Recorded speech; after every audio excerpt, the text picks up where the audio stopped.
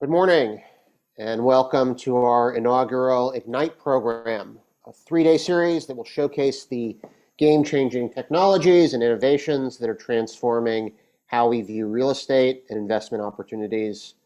The past year has served as an accelerant for innovation. The reality of what is possible for commercial real estate has forever been altered as cutting-edge solutions are continuously opening doors to infinite opportunities, and there really is no end in sight. Firms who want to succeed must stay ahead of the curve and look to these changes to help elevate their teams. The industry is moving fast, and the most tech-savvy are setting themselves apart from the competition. We at Commercial Observer recognize that prop tech and CRE tech are no longer optional. They are mission critical for the industry to advance. We are excited to announce that we are expanding our technology coverage and are thrilled to welcome the newest member of our team, Phil Russo, Special Correspondent for PropTech, to lead these efforts. Phil will be joining us on screen in just a minute. Before we get started, I'd like to take a moment to thank our 2021 Ignite sponsors, Cadre, Camber Creek, Cherry, Eden Health, Ascensus, Fried Frank, HQO, International Well Building Institute, Placer AI, and STO Building Group. And thank you to today's association partners, GNYCUC, NYC Builds Bio Plus, and Women in PropTech. A couple of quick housekeeping items before we get started. All attendees will be muted throughout the event, but we encourage you to submit any questions you may have for the speakers throughout the program. You can do this by entering them into the Q&A box in your control panel. The moderators will reserve time at the end of each panel to address as many. Looking to connect with today's speakers, let us know at the conclusion of each panel.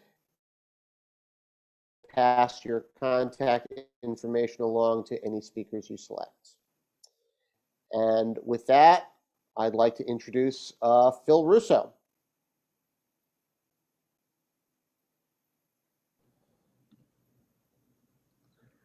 Good morning, Max. Thank you. The host has started my video, so I hope we're all on. I see Jake and I see Jenny. Hello, I'm Phil Russo. I'm here to welcome our first panel, the eminent pair of PropTech VC specialists, the first of whom being Jake Fingert, general partner at Camber Creek. And Jake is formerly, interestingly, a senior policy advisor in President Obama's White House. I'm sure he has many stories about that for another day. And then Jenny Wang, who heads Tishman Speyer's innovation platform and its VC investments in PropTech. Under Jenny, Tishman Speyer became the first major real estate developer to launch a SPAC. And we're all interested to hear about that as well. So to Jake and Jenny, welcome. And thank you for joining us. Without any further ado, let's start with, because we're at the beginning of the conference, what's your basic working definition of PropTech? How do you define it to people, especially investors who are unfamiliar with the industry?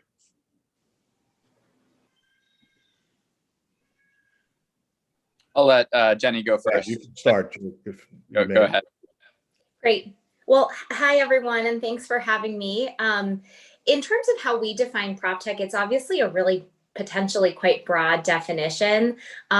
Sometimes I found that when folks think about PropTech, they tend to think about like building technologies, like technologies you can see and feel in a building. And that's certainly part of the working definition that we have, but it's a lot broader as well. So, you know, we think about it like in every step of the real estate process or transaction cycle, from, you know, construction through acquisitions and other and leasing transactions, through ongoing property management and investment management, through the whole life cycle. There are technology solutions that can be used. So it could be construction procurement, it could be for transactions pipeline, it could be leasing CRM. And so these are, when we think about the working definition, we really think about the stakeholders that touch real estate through its life cycle and technologies that sort of, impact each of these stakeholder groups.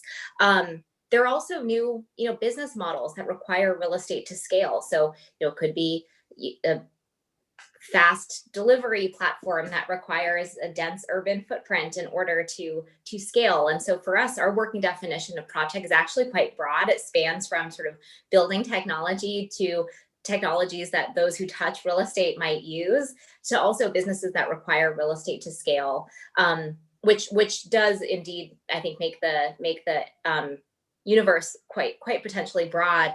But also, I think it really is a testament to how important the sector actually is. That sounds great. Jake, can you give us your viewpoint on that from Camber Creek? Yeah, I think, Jenny had a great definition there of PropTech and thinking about some of the breadth in the industry. The one piece I would add from our perspective, in addition to a lot of the technologies we're seeing, we certainly consider real estate innovation as a key part of PropTech. And what I mean by that is there are a number of companies coming into the PropTech space that are figuring out new or different ways of leveraging real estate to unlock value. And I'll maybe just give one specific example. I find specific examples, kind of help bring things to life. We are an investor in a company called WhyHotel. And Phil, what they do is they create pop-up hotels in new multifamily development. So you've got a new 300-unit building, Avalon Bay or Brookfield, or a number of their other partners have a new multifamily development. And typically on day one, one of those developments might be 20% leased up.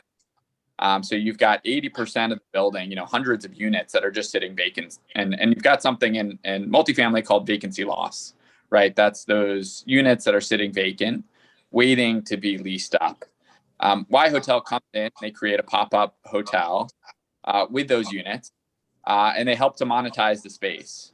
And there's a lot of operational complexity in being able to do that effectively so that you don't, for example, get in the way of leasing, so that, you've got clear systems, processes in place for sharing, amenities in the building between hotel guests and multifamily tenants.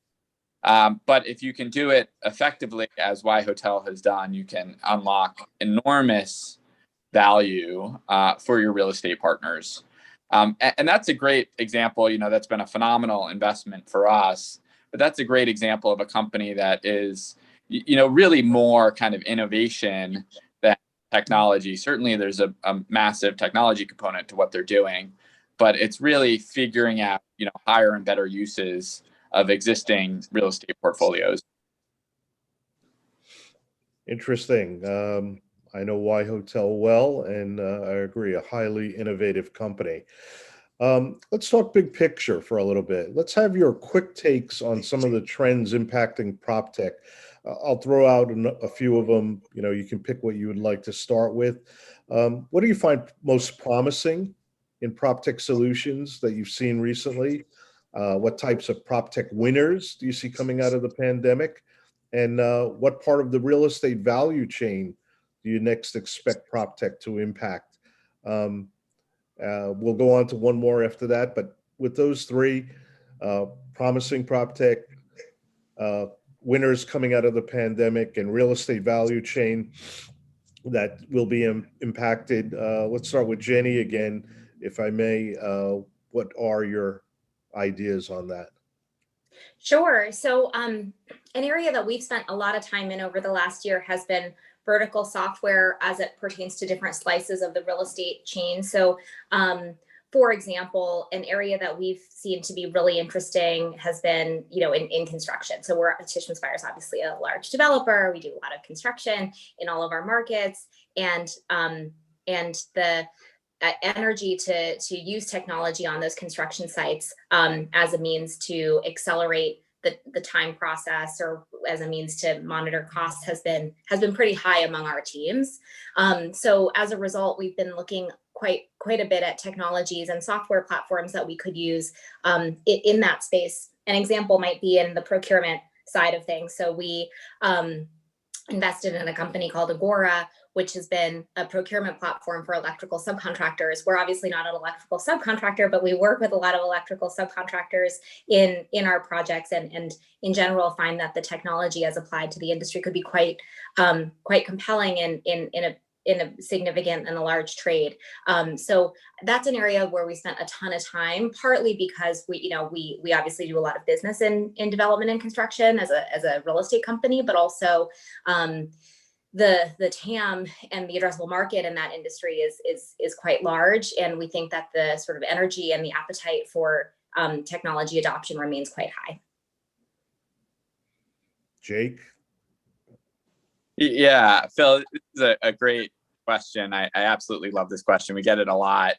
In part because, to your first question, the industry is so broad and there's so much going on. At any given time, we at Camber Creek probably have 30 plus themes that we're actively tracking and investing in, and doing really detailed research around.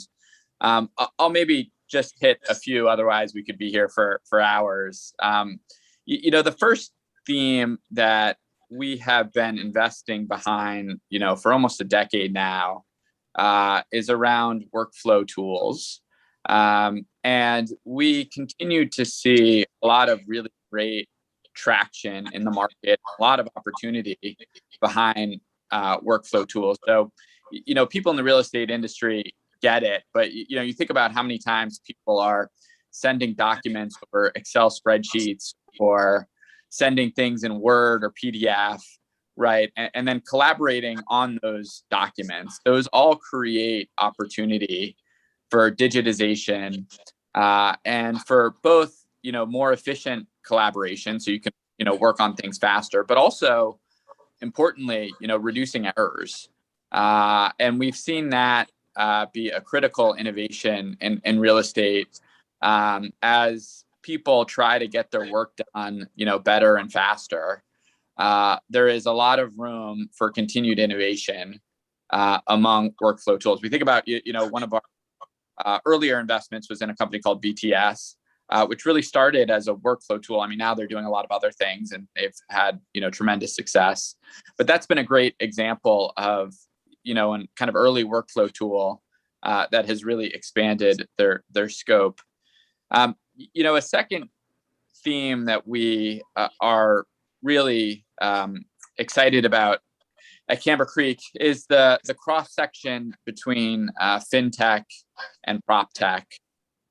Financial innovation has hit a lot of industries over the last 5-10 years, and real estate has been, by and large, I would say not untouched, but less touched than some of the other industries that are out there. And real estate is the largest asset class in the world, with just, unbelievable, compared to other asset classes, unbelievable capital flows. As you think about, people buying and selling assets, people paying rent, people transacting on houses. And in each one of those, subsectors, there is an opportunity for new and better financial tools to help unlock value in the real estate life cycle. And we're starting to see a lot of those companies have real large-scale success. And we believe that success is going to beget future success, future innovation. Phil, I know you and I have talked about this a little bit already, but we recently did a deal in a company called Fly Homes, which is one of these neo brokerages for buying and selling homes. And a core part of their value proposition is financial innovation. They've created some new financial tools that other brokerages don't have, and they're seeing dramatic improvements in win rates and financials And we did that deal, I think interestingly, with a couple of the largest generalist funds out there. So, Andreessen Horowitz was in that deal with us, as well as Battery Ventures and Norwest, which are big generalist funds. So we're starting to see, more and more, these kind of generalist fintech investors looking to prop tech as a kind of next wave opportunity, which we think presents a tremendous opportunity both for people in the real estate industry who can tap into those innovations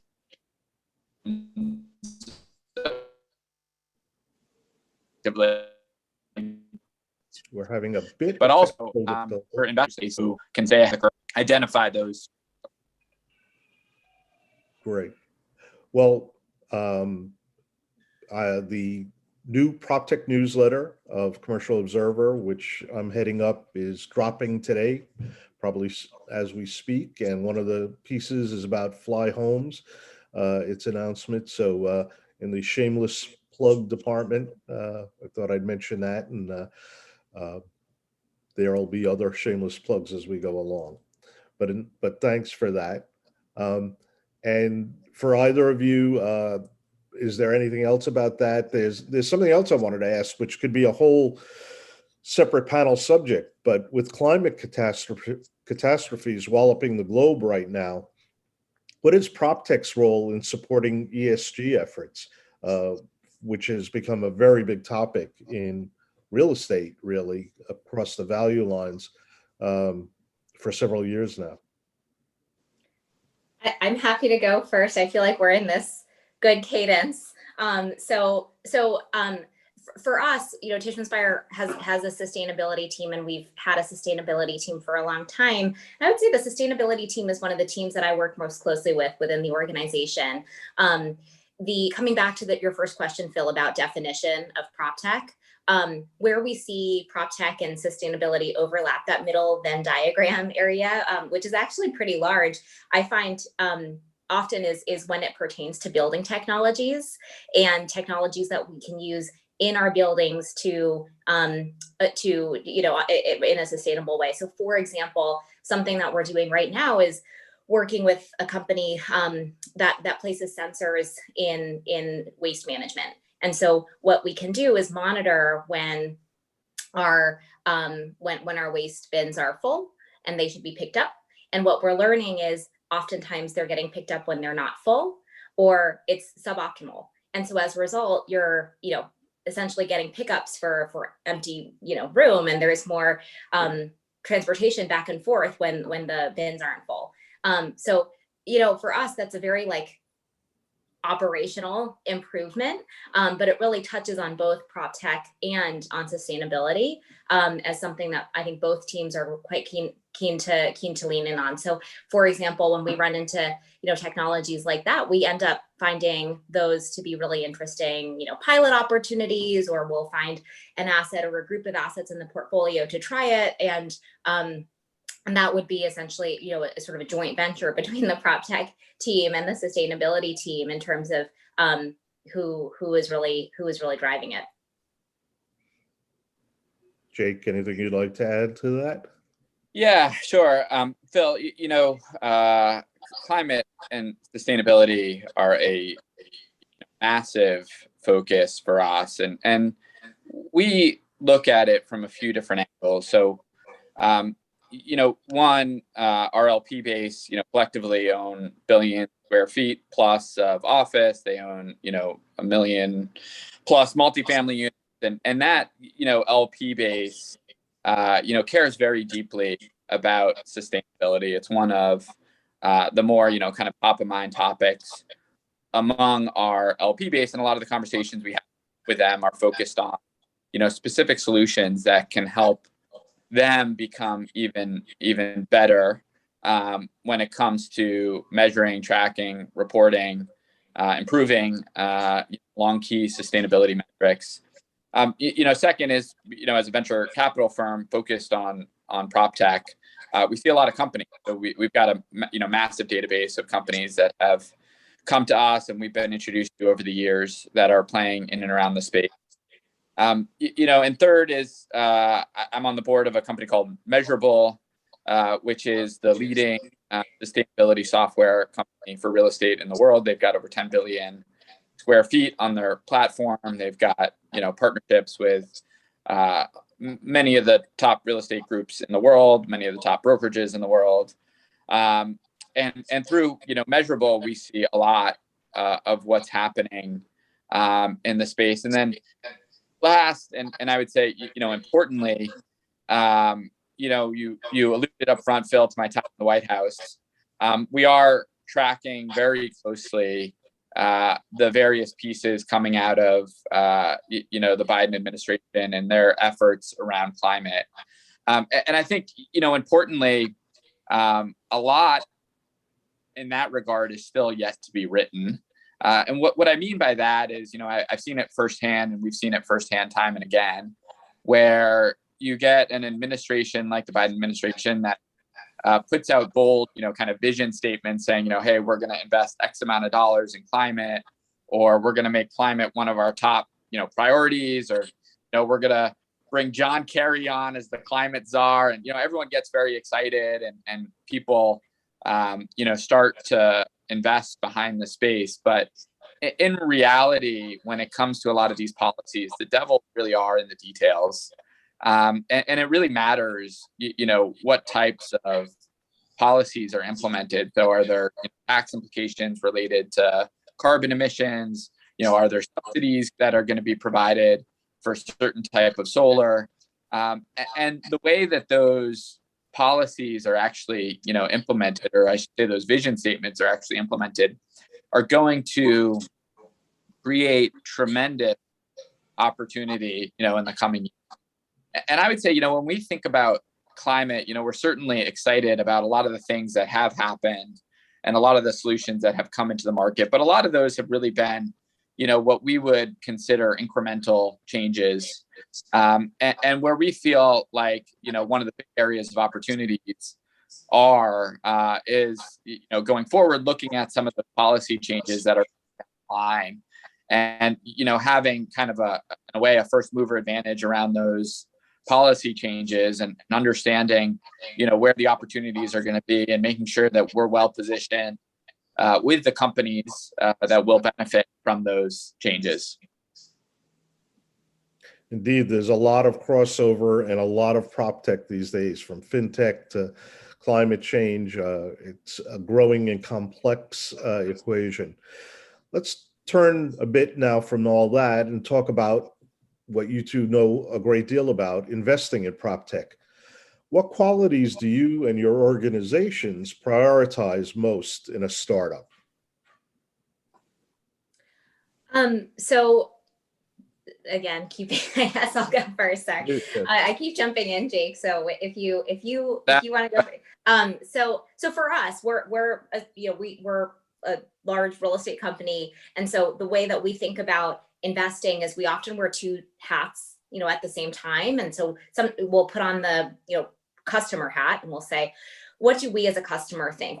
Is this solving a major pain point? Would we buy this product? Would our people pay for this product out of their budgets? And when they say, yes, this is solving a huge pain point. Yes, I've been looking for a solution like this, and now I found it. And I would pay for it out of my property budget, my leasing budget, whatnot. That's a very compelling due diligence point, and a real testament, we think, to potential market adoption for a specific product. So that's the customer hat, and that's a great point of validation. On the other hand, we also put on our investor hat, our venture capital hat, and we'll look at how big could this be? How big is the market? What do growth metrics look like? Typically, when we invest, it's when a company has developed a product and they've initially started to commercialize. So while we'll get to know companies when they might be pre-product and pre-revenue, and they're sort of fleshing it out, and sometimes they come to us as, trying to understand our pain points in a specific space, and we'll certainly invest time there to get to know companies as they're doing that. When we invest, it's typically when there is, a product that's been developed and they're starting to commercialize, and that we can really diligence the growth metrics. We can diligence, we love getting to know, we love the founders we've backed. And so we love getting to know the founders and the teams and their ability to attract talent to work with them over the long haul as well. Great. Jake? Yeah, we look at a lot when we consider a potential investment. Certainly, product market fit is a critical piece of the equation, and understanding what are the pain that are being solved, and having a clear articulation and proof points around that product suite is critically important. And in addition to a lot of the product research, we put a very heavy emphasis on when we're investing. We spent a lot of time getting to understand the founder and their vision. And really, when we invest in a company, the way we think about it is, less of an investment, more of a partnership, right? We're in this for the long term, and we're going to be partners with these people, these executives, as they grow their business to the next level. And for us, it's important to make sure that there's not only, that product market fit, as a lot of people like to talk about, but also that founder team fit, where we feel like we've got, the right partners for us to grow a business and scale a business. Phil, we most often when we invest in seed rounds and we, take board seats, so we are really working with these companies, rolling up our sleeves, being hands-on partners with them as they scale up the business. So that team component is really important to us, and making sure that we have, good chemistry with founders. Quick question now, because we're starting to run out of time, which is unbelievable. There's so much I want to ask you both. But in fact, I'm doing a story on SPACs for next week's newsletter. What's your opinion, real quick? What's the state of SPACs?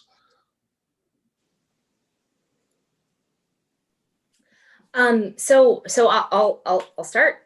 So as Phil mentioned, Tishman Spires launched 2 SPACs. We IPO'd our first SPAC in November, and then we merged with a company, Latch, who is a joint portfolio company of Camber Creeks and Tishman Spires. And I saw a question in the chat log that someone had asked about Latch as well. And we actually just closed the D-SPAC in early June. And we have another SPAC also that we've IPO'd earlier this year. So for us, SPACs, we launched SPACs because we saw, we've done quite a bit in early stage investing. And as the industry has matured and as companies have matured and have grown in later and later stage scale, there was an opportunity to partner with companies on the later stage as well to help them go and enter the public markets. And SPACs are a proven way for some companies to go public. And SPACs have gotten a lot of media attention as of late. Phil, you're doing a session on them. So it's an investment tool among many, right? And so it's really around finding, it has to be the right investment tool for the company who is ready to go public at that time. And when we think about our experience with the Latch SPAC, I think it's really been a strong, textbook case of how a SPAC could be done right if you have the right founder, if you have the right sponsor and company sort of partnership together, and that a sponsor can really help a company enter the public markets and bring synergies to the company as well. So overall, I think it's a good thing for the industry to have companies really think, hey, is this the right path for me? But for us, it's certainly a really viable path, to go down for the right companies. Great. Jake. Yeah, 45 seconds on that before we. Yeah, I'll keep it quick, Phil. Given time here, SPAC market. I know there's been a lot written, and there's gonna be more that's talked about on that subject later in this conference. The one kind of additive piece I'll put on top of what Jenny said is, we've got a number of portfolio companies that are getting approached by SPAC sponsors now. As Jenny mentioned, our portfolio company Latch did the Tishman SPAC. I think one thing that we think a lot about as we have those conversations is, who the partner is on the SPAC, and is it going to be a partner that is really creating value for the company? And that's, really important as we think about, who, these companies should consider, doing it back with. And I think, Jenny and the Tishman team have done a great job of creating a real value proposition for prop tech companies, being able to approach them and, work with them to create a situation where 1 + 1, equals, more than 2, which is ideally what you want, when you think about these SPAC partners. That's great. I think we still have a bit more time. So I was going to ask you a lot more about what stage we're in prop tech development post-pandemic. Early innings, using a baseball analogy, mid 7th inning stretch. Where are we in the development, and anything and closing thoughts you'd like to add? So, I'm my friends who know me well know that I'm not like a huge, I'm not hugely into sports, but I would say that you don't have to use that analogy. we're early stages, right? And one of the things that I think is really interesting is when I've observed, whether it's through our portfolio companies selling to their customers, or whether it's through our own experience, when people find that a technology solution can help them make their jobs easier, they want more. And so it's been interesting because I think we're still in early stages, because a lot of people have seen the power that technology can have on their business, and they're really keen now to try and increase adoption. And Jake, your closing thoughts on that? Yeah, there's a lot of data out there which, I think demonstrates that we're in the early stages. Whether you look at the slope of new deals that are funded, or the amount of capital flowing into the space, or the number of, investors that are starting to, support a lot of these prop tech companies. And I think, those are all very, positive as we think about the future prospects for prop tech. The other piece that I like to look at, is not only the quantitative data, but the qualitative data around what's happening in the market. And specifically what I mean by that is, if you look across a lot of the largest real estate groups in the world, a lot of them are increasingly focusing on technology. And, some of them call it prop tech, some of them call it other things, but, a lot of them now have chief technology officers, chief innovation officers. And, some of them now have those positions that report directly to the CEO. And almost every one of our, partners and relationships, has technology as a recurring and important theme on their board discussion, right? Jake, And forgive me for interrupting you in mid-thought, but we're in overtime. So 10 seconds, let me have you close. And it's those types of, I think, qualitative shifts that we've seen in the industry that are pointing to a broader transformation that is coming, and that's what we're really excited about. Thank you both, Jake and Jenny. Great panel. Sorry to cut you off. We could talk about endless amount of things. Everyone, thank you for joining us. Please read the PropTech newsletter. Bye-bye. Thanks, Phil. Thank you, Jenny. Thank you, Jeff. That was a great conversation. And now I would like to introduce our next panel, Uncovering Tech Talent, that will be moderated by Colin Yasukochi, the Executive Director of Tech Insight Center at CBRE. Colin, I leave this in your hands. Well, thank you very much, and good morning, everyone. Thanks for joining us. As he mentioned, I'm Colin Yasukochi, the Executive Director of CBRE's Tech Insight Center.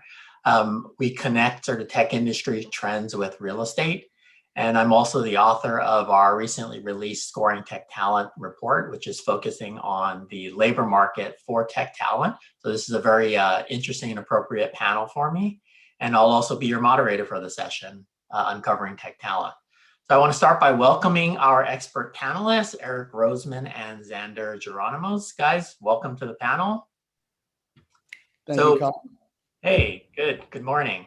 So before Eric and Xander, you introduce yourselves, I just wanted to frame the discussion up a little bit. What we're going to discuss this morning is really around technology solutions in the real estate space from the perspective of a venture capitalist and a property investor. So, in our world that has been ever changing very quickly, pandemic and just technology in general, that there are a lot of new solutions that are in the prop tech space, almost daily. And many of them are seeking to address a wide range of problems, including the development process, making it more efficient and affordable, trying to improve the user experience at the physical property level, and addressing real estate operational and process efficiencies, and even leveraging data analytics for decision making and bringing greater transparency to real estate. So that's sort of around the ideas that we're going to talk about. So why don't we go ahead and do a brief introduction. Eric, let's start with you. Great. Thank you, Colin. And thank you to the Commercial Observer for hosting this. My name's Eric Roseman, and I run the technology and innovation team for Lincoln Property Company. Lincoln Property Company is one of the largest privately held full service real estate operating companies. So we manage, we build, we lease, we own all kinds of commercial assets: office, industrial, retail, multifamily, mixed use, data center, and more. And really what I focus on is everything at the tip of the spear where technology and new business models meet real estate. So whether that's how ghost kitchens and vertical farming use real estate, or that's called prop tech, traditional technology that sort of fits into a process or into an asset, I focus on that, build relationships with those companies. We strike partnerships with those kinds of businesses. We invest in those businesses through the LPC Ventures entity that I structured and set up for the company. And really, we've built out a great infrastructure and a team to support the industry and bring all of these new ideas to Lincoln Property Company. Great. Xander, why don't you go ahead and introduce yourself and what you do? Awesome. Thank you, Colin. And of course, Commercial Observer. Not an easy act to follow, Eric, but I'll do my very best. So Xander Geronimos, Head of Strategic Partnerships and Business Development for Metaprop. And Metaprop's a venture capital firm focused exclusively on prop tech.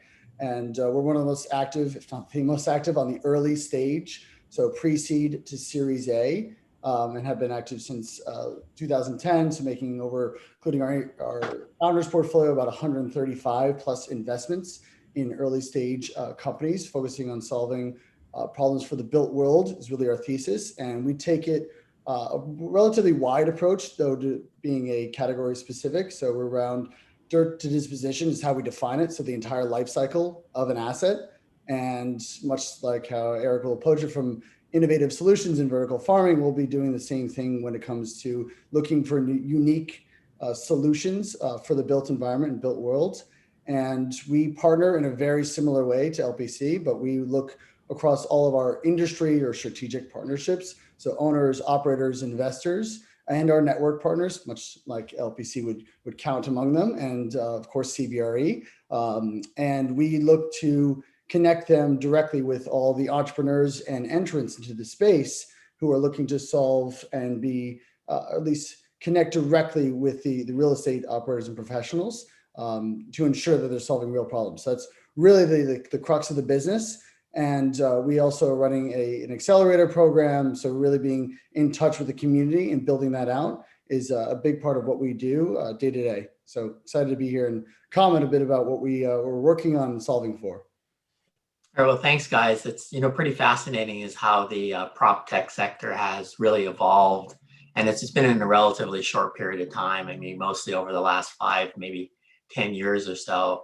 And I've been in the real estate business quite a long time, probably about 20 years now. And I can say that technology in real estate used to mean that you used email, but now it's just so much different. Xander, I'm going to go to you with the first question. Is that you talked a lot about the technology company and what are some of the major investment themes that you're looking at, and the success of many of these technologies is dependent on the talent that makes them possible, the creators, the entrepreneurs. And also that same talent has to make those products commercially viable. So there are a lot of great ideas out there, but not all of them are necessarily commercially viable. So maybe you can just talk a little bit more about some of the themes that you're pursuing, and what are the solutions that are involved there, and how do you go about selecting the best ones?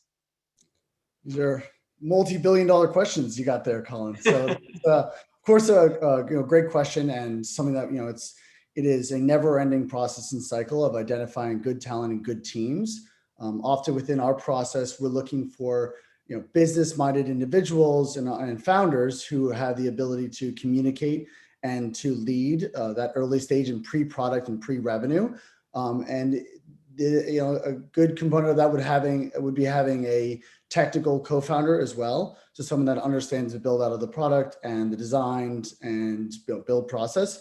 If they don't have that, we will inject or at least pair up either side. So if there's a technical founder, we'll identify someone that is a or at least a serial co-founder, has been through the process before and can lead a business from that early stage to, say, the Series A, Series B, to where we we'll have a pretty hands-on and guiding process relationship.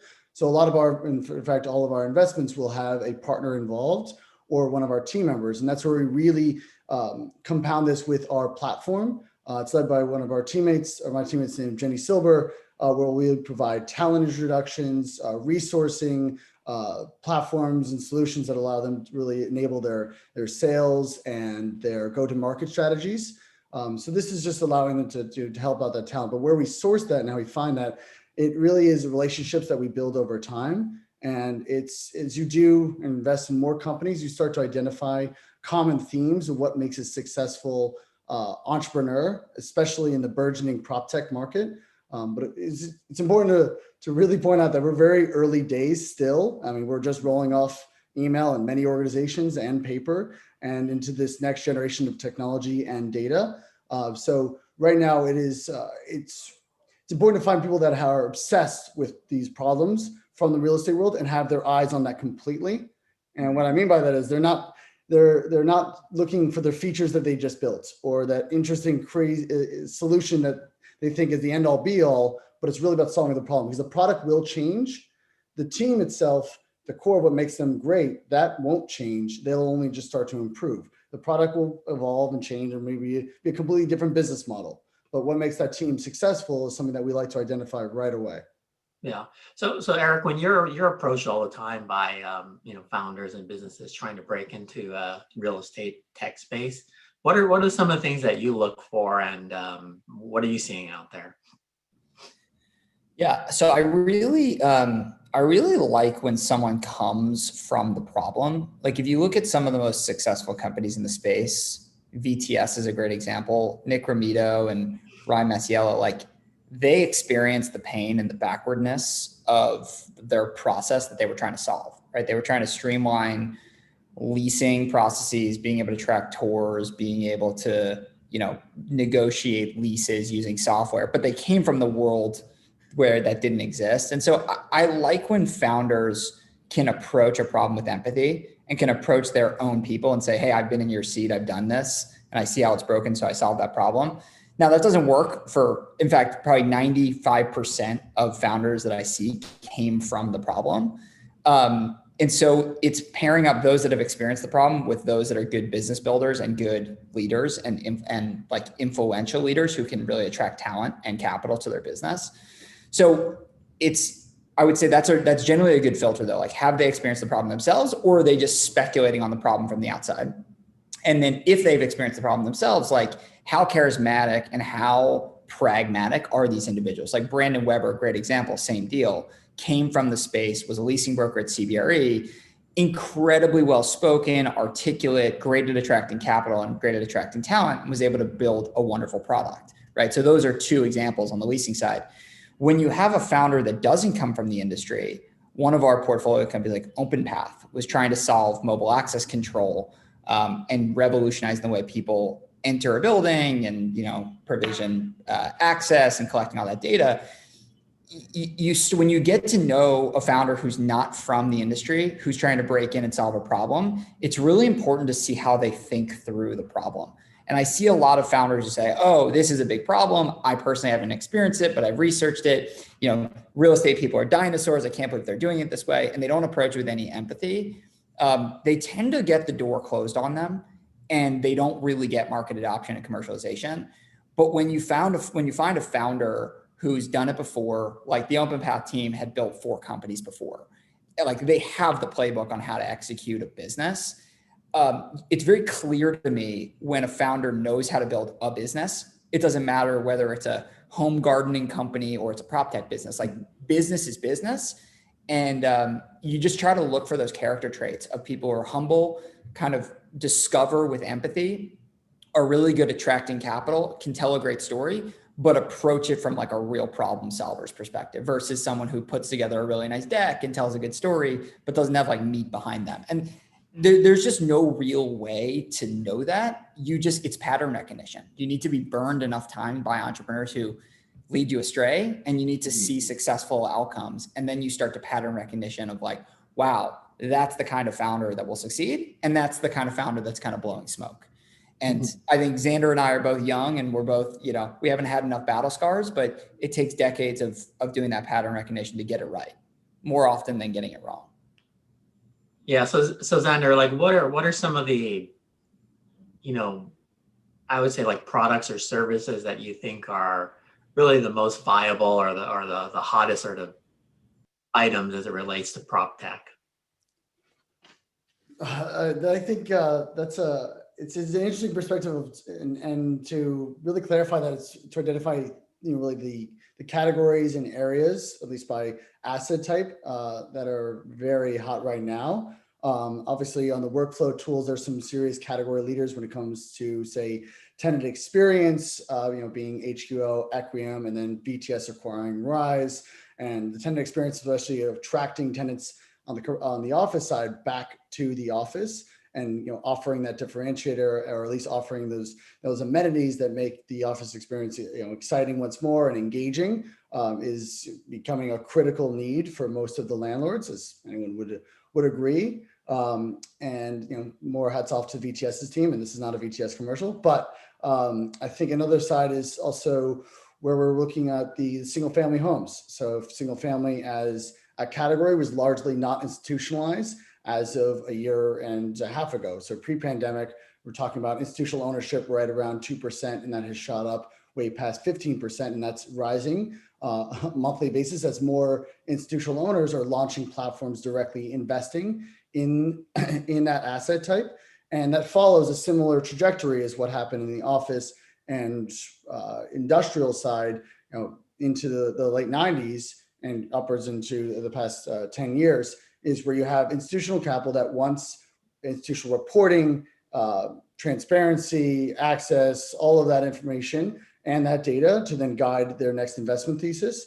So we're seeing the exact same thing happen, but at a very accelerated pace on the single family side. So single family rental, and all of the amenity services, the contracting, the build, and the rising costs of construction, all playing interesting components in that. So we're seeing unique tools when it comes to connecting back to contractors for site delivery. So whether we're talking about Go4, SiteTrace, or another company we invested in called Hierarch, which is an all-in-one home builders platform, an alternative to AutoCAD, but it's more off-the-shelf product directly for home builders and designers.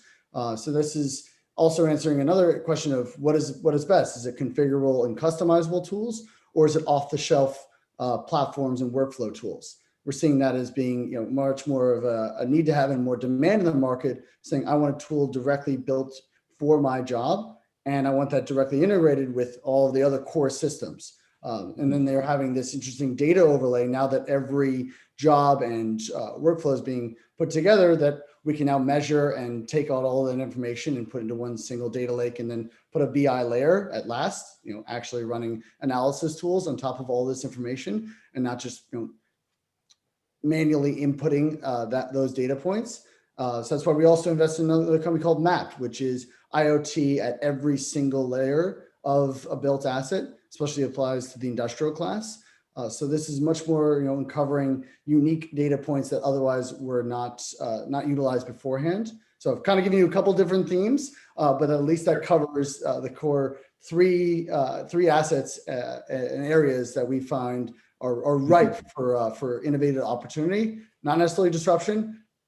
Important to write that distinction for opportunity for innovation and less of disrupting current models. That's a big part of where we want to land. Yeah, Eric, I'll ask you that same question, but before I do that, one of the interesting things that Xander had mentioned was kind of around the idea of data analytics and having that have a better role or a more important role in supporting decision making. And it's something certainly the real estate industry has used data pretty extensively over its course of history, but it's never really been to the level this where you would think maybe retailers or advertisers or social media companies have analyzed their data to really better understand what the marketplace is, what some of the preferences are. Do you see that particular area as being something that's very ripe for companies to get into, is to improve the data analytics, the transparency? Yeah, I mean, I think, Colin, you being at CBRE, the brokerage houses tend to be the best places for data analytics companies, right? Because they're market makers. And when you're ingesting market data and you have full research teams and, you can take demographic information and layer on top site-specific information and use cell phone pings, and you're a service provider, you can really differentiate yourself. What I see as sort of a missed opportunity, but I also get it, is how few owners actually use deep data analytics to drive their investment decisions. And I think it's one of these, like, everyone expects the other group to have it. Like, they expect the brokerage house that's, on the capital markets team to bring out all of the information to sell a deal. And so an investor kind of has to crunch their numbers. They have to see the world in a certain way and say, okay, I agree with that. I'll buy that deal or I'll pass on it. And I think a lot of owners go, like, I don't want to have this huge overhead expense, multi-million-dollar, budget on data and analytics. Now, some do. Some of the really sharp private equity teams that I've met have built out that infrastructure. And to be honest, it's yet to be seen if that's truly an advantage. I do believe going forward in the next decade, there will be an advantage to those that are using data to drive their investment decisions. But to date, I think that the brokerage houses do a good job. Maybe they could do a better job, not for me to opine on, but they do have a lot of data at their fingertips. And I think the best service providers are the ones that are able to take all that data, package it in the story, and then sort of sell it to the investor or, sell it to whoever the buyer of the service is. But I have been very impressed by, groups like Placer for retail analytics to be able to bring forth data to how many people are walking by, and even Snowflake. Well, it's not a prop tech company, being one of the largest data lake businesses in the world. Like, they're starting to say, hey, you don't need to know data at all, but buy our software. And by the way, in our marketplace, you can buy demographic information. I see Chase Garbino on here, but maybe Chase ends up publicizing the data that they capture, and you as an investor can buy that and sort of infuse it into your Snowflake and data lake. And so I think we're still early in seeing the adoption of data and analytics. I think the big harbinger there is the cost. But as the cost comes down and as more real estate companies actually hire data analysts and data scientists, more groups will start making sense of it. But from a disruption standpoint, it's the opportunity, because if you're a smart person with real estate relationships and you can partner with a data scientist, you can come in and try to beat the large owners and really stand up call it a cadre, if you will, or an archer. Like, these are just newer, effectively real estate private equity groups that can use data that maybe older institutional manager, older not in sort of their approach, but how long they've been established. Like, it's just harder for them to make that change. And so this is definitely, to me, the most exciting place. And I just root for the challengers to come in and have a new approach. I think. It's super interesting, because if you could, have data to really analyze, the patterns of your tenants, how often they come and go to the building, notice certain things, and it gives you an opportunity to really get in touch with them and ask them, yeah, maybe you need more space, maybe you need less space, or what configurations could be inside. So it's a very interesting area. But I want to shift gears a little bit and talk about remote working and returning to an office building. And what now we're really saying is we're going to be in more of a hybrid approach to work. We're going to be remote part of the time. We're going to be in a building part of the time. And how that sort of working arrangement plays into the prop tech sector and innovation process. Is it something that you see as being beneficial? And if so, why? Xander, why don't we go to you on that?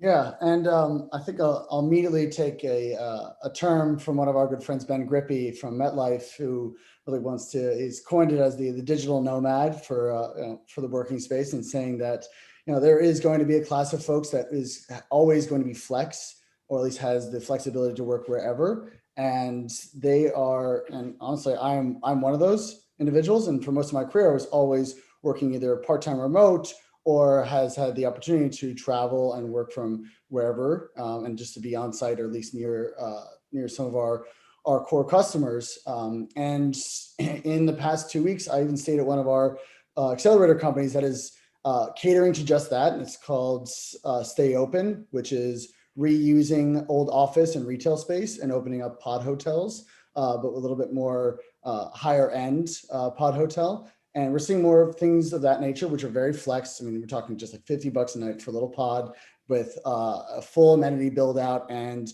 a space with artists and interesting, unique areas to work from.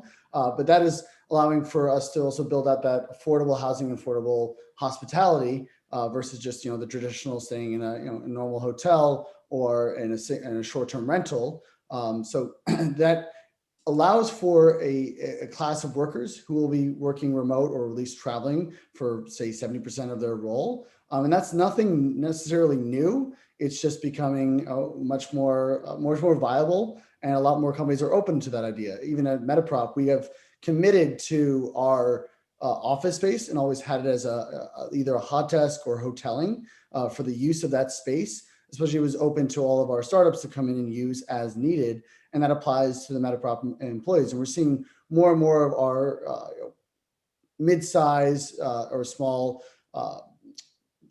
office tenants using that model so that they can hire more people remotely, bring them in as needed for design sprints and on-site days. But I think a lot of folks, depending on the category, do want to be back in office. It is important to attract talent for the flexibility, but a lot of the larger banks, legal law firms, they're requiring folks to get back in the office, which is going to drive that. But also there will be potential for folks to move from those categories, that talent from the traditional investment banking side, from the law firm, and then switching over to those that are more attractive and have that flexible workspace, or at least allows them to move to different cities they otherwise wouldn't have experienced. I could point out to Eric as he's switched over to Austin, Texas, or myself being in South Florida.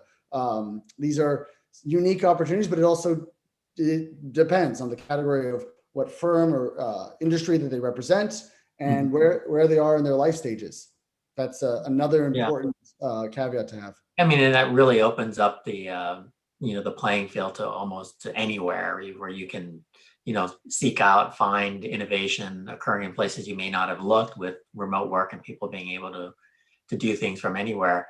So Eric, what are the opportunities that you think remote work or hybrid work brings to the prop tech sector?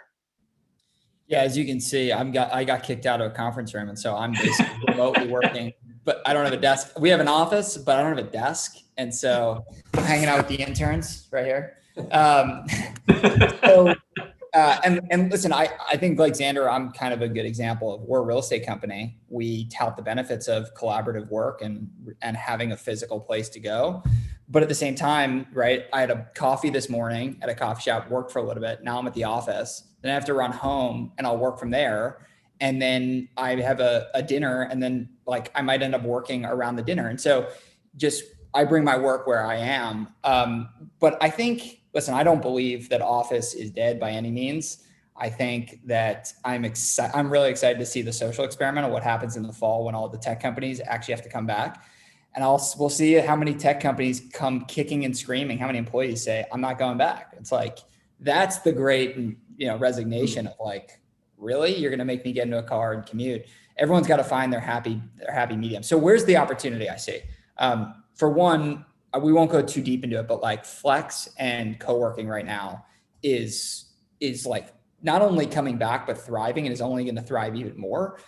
But what I think is really interesting, there's a company called FlexDesk here out of Dallas and Austin that is kind of trying to be like the TripActions of remote work. And so if you're a 50-person company, and yes, you have office space at a WeWork, or you have an office space, but you have some employees that are like, I want to work remotely or on my own terms, giving them credit systems where it's like, okay, you have $50 or $100, and these are the places you can book, and you can make that decision.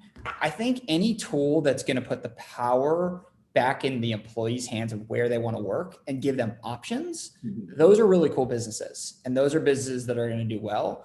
The one size fits all, like you have to come back into this office, or, you have to work remote, are less interesting to me. It's the hybrids of like, you can work at home, you can work at our full-time office, or we can give you a stipend to work where you want.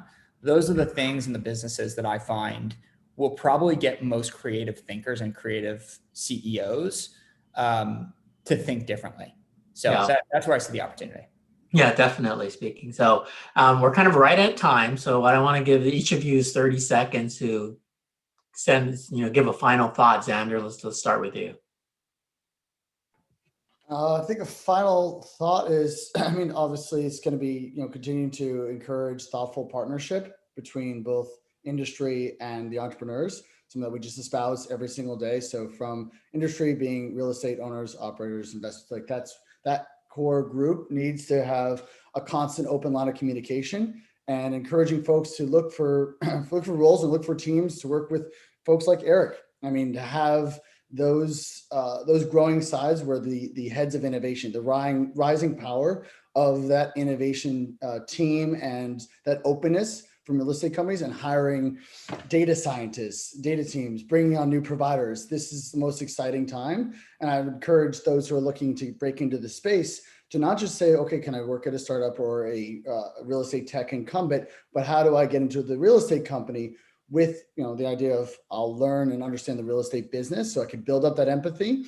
That'll be fantastic. But how do I work within those teams and keep a completely open mind and a direct connection to all of the new and exciting technologies or innovative solutions that are coming out there? That's really me on my pedestal shouting out to the world, but that's my sermon. Great, Eric. We got 30 seconds. Yeah, I got too many messages to dispel, but one that's unconventional that I like is focus on solving the problem for the end tenant. I'm thinking commercial office. Like, what does the tenant, can you solve a problem in their own office space? Like handling their conference room booking system or handling their privacy. Don't worry as much about the landlord. Like, we don't care that much. What we care about is what the tenant wants, right? So if you get my tenant to tell me they want it, and they literally pick up the phone and say, I want this, we listen, right? Mm-hmm. We are providing a service to the end customer. So tell me what that customer wants, and build services and build software for them. And we as a landlord will 100% buy it. Well, great. Well, thanks, Eric, and thanks, Xander. We're going to have to leave it there. There's just so much more to discuss, but appreciate you coming on. And thanks, everyone, for listening. Thank you, Colin. Thanks, guys. Thanks, Eric. Cheers. Thank you so much. Wow, Eric, you got interns. I would kill for interns. But for our next panel, that was a great panel. Thank you again. Things for Phil Russo for our panel, Seeing the Future, What Comes Next? Thank you, Max. Yes, I'm back with another stellar panel. I'd like to welcome them all, starting with Chase Garbarino, CEO and co-founder of HQO, the tenant experience platform that many of you know well, and Michael Phillips, who is principal and president of Jamestown, and he is overseeing development and execution of the firm's real estate properties globally. So he has quite a big scope to deal with, look at, and he'll be a counterbalance to our two founders, the second of whom is LD Samuelson, I can never say your name right, LD. Samuelson, CEO of Sherry. And prior to that, LD was also an executive director of Oppenheimer's Private Shares Group. So he has a very wide prop tech real estate investment background as well. And we're going to talk to these gentlemen, welcome all, about the future, near and far, and kind of have a yin and yang of founder's vision and user's vision, and hope that they can entertain you all. One quick plug again, our new PropTech newsletter dropped this morning. I hope you'll read it. It's my pleasure to be the writer on it, and we are having many interesting upcoming stories. And today, I think you'll find the one on subways and the return to the office interesting. Okay, enough of shameless plug and taking your time, gentlemen. Let me get right into it with all of you. And this is for each of you. Let's talk about the future near and far for real estate and prop tech. From your perspectives as founders and developers, what do you each see as the most important issues facing the industry this year and beyond? And we can start with whomever. Chase, you want to start? How's that? Alphabetically? Sure. Yeah, I'll jump into that small question. I think what narrowed it down.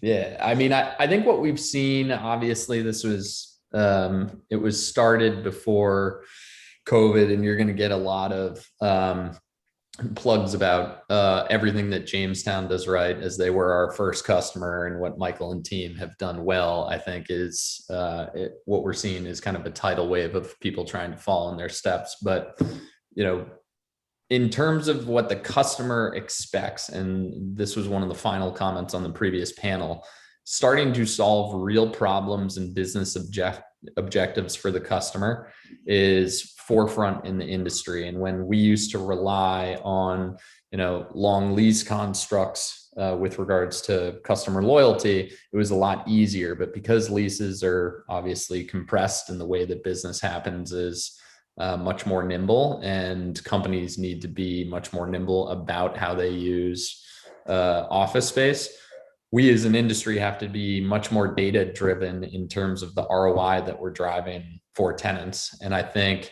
this touches a lot of what LD is doing, obviously, on the data side, but having real insights into how we can be a partner to tenants on what their business objectives are and how the physical workplace experience enables them, I think is ultimately kind of the key to the whole game, and where companies are really leaning in and investing in creating great experience that aligns to business objectives and being data driven about it.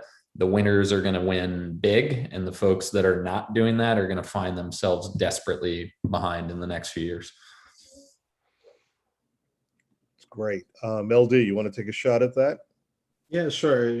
I think a lot of what Chase said is we're going to see play out. I think it's going to be a little faster as well. I think we're seeing more demand from customers as they're shifting their preferences in ways that really hard to predict right now. I think it's an open question what happens later this year, and then ultimately, how long until we revert to a mean, if we ever do revert to a mean, right? But I think even if we do revert to a mean, there's going to be a fairly large shift in expectations, and both from the employer standpoint and the employee standpoint, it's going to affect a lot of other things down the chain as well. So as we know in real estate, when these types of times happen, it's a lot of opportunity, and the winners in this kind of opportunity driven environment are the ones who can harness data about their own properties, right, how they function well, and then merge that with how the market's doing and trying to identify opportunities. And I think that's where we're going to see a lot of work. We're going to see a lot of experimentation probably over the next few years. And a lot of those experiments will fail, and that's fine, because we need to try some things out that may fail as well. But I think the core is not going to change, which is we need to have a reason to go into whatever facility we go into every day, even if that's some type of remote type of environment that's going to need some tracking as well, but more likely hybrid or fully back to the office. And we need to be able to provide that experience, not because we're doing the employee a favor, because those are our most important assets. And the happier they are in the environment, the more likely they are to stay for many years and contribute happily and bring their friends and create that type of environment as well. And I know those things sometimes are a little harder to measure, but we also know that they're the most important ones, as managers, when we want to keep our employees happy and excited. So I think a lot of good, interesting things will happen to that, so long as we're measuring everything and we can harness the little experiments that happen accidentally and the ones that we do on purpose and provide a really good experience for our tenants, clients, employees. Cool. I do not see Michael. I hope we still have him. Are you there? I'm on, but the host has disabled my video. So How dare they? What weren't me? There you go. Now I see. all right, good. There you go. Good. All right. So All right. I mean, I would say everything these guys said. Essentially, we've all questioned in the last sort of 18 months how satisfied we are, how challenged we are. In many regards, we put creativity and engagement and connection with others on hold. And I think the next 3 years are going to be incredibly dynamic in adoption of new technologies, and those who get left behind are at great risk. And for those who will be kind of on the wave or on the crest of the wave will be people that are focused on experience and connection and coming together. So work will be a place that we no longer go to just work, but we go to work together. More collaboration space, more amenities. I think health and wellness will become the most important amenity for employers and for teams as we go forward. So it'll be interesting to see how it all plays out. But we've seen all of our offices now open around Europe and the United States and South America. They, sort of the West Coast was the last region to open in the US. And without fail, we've seen, over 90% return to work from the companies that are our tenants. And I think someone said on a previous panel, it'll be interesting to see what happens when the tech companies come back in the fall. But my belief from the data set that I've seen so far is we'll be really surprised at how many people really still do prefer a separation of home and work. I do think there'll be work around the edges from remote or for flexibility, but I think we all really like collaborating with others. So the people who provide that solution and are flexible about it will be on the crest of the wave. Well, I agree. I think, people want to be together, particularly in the real estate business. It's a very schmoozy industry, and it's a lot easier to do that in person. And part of what you touched on set up this next question perfectly. As we exit the pandemic, and I'll direct this to Chase, how does HQO predict the needs and desires of tenants who are faced with a raft of health and safety concerns, as well as future and office buildings that might look nothing like pre-COVID? Yeah, I mean, when we start working with any landlord, one of the things that we're doing, and really what we kind of consider our solution to be, is bigger than technology in the sense of the full customer experience and journey, right? So I think the industry does a pretty good job of certain pieces of the customer journey, but not necessarily stitching them all together. You have a deal team that works on leasing, and then the relationship between the deal team and the customer tends to go away over time, upon move-in.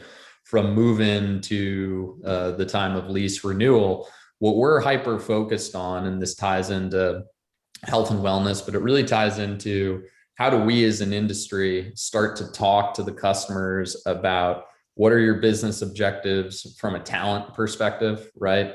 And talent is everything. LD mentioned this, and this is something that Michael and Jamestown do phenomenally well from an experience perspective, is what is the experience at the property that's going to solve your problems, right? So pre-COVID, we were not necessarily talking about air quality or cleaning or the things that have tend to become top of mind, right? And I think, we'll discuss what sticks around and what doesn't, but ultimately it comes down to how do you make the people in a physical environment more engaged and ultimately more productive? And so we're hyper focused on how technology solves those for each individual customer in a building rather than necessarily one size fits all, because all customers are different. And we need to be thinking about kind of the post-sale customer success of different types of tenants, and then being really smart about how does data inform that? What are the things and trends that we see for, say, 1,000-person plus financial services business versus a 100-person technology startup? And how does the workplace experience ultimately need to make those two different types of customers successful? That's great. Let's talk about a different aspect of the future, one that's already here and growing all the time, and that's data.